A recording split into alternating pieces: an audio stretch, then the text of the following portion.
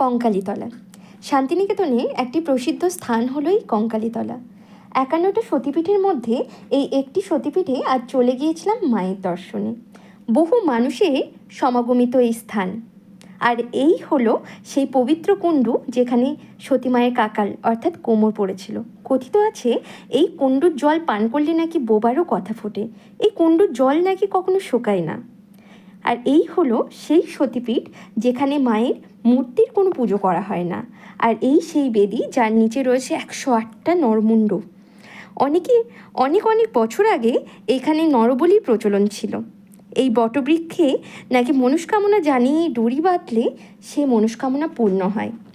সকালের পরিবেশটা একদম অন্যরকম, এত মন ভালো করে দেয় যে বলার কিছু না। এই হলো সেই কঙ্কালীতলার মহা শ্মশান যেখানে বহু সাধু সন্ন্যাসীদের সমাধিস্থ করা হয়েছে। দিনের বেলায় গা ছমছম ব্যাপারটা নেই। আর এটা কোপাই নদী, যে নদীর বর্ণনায় রবি ঠাকুর লিখেছেন আমাদের ছোট নদী চলে আঁকে বাঁকে।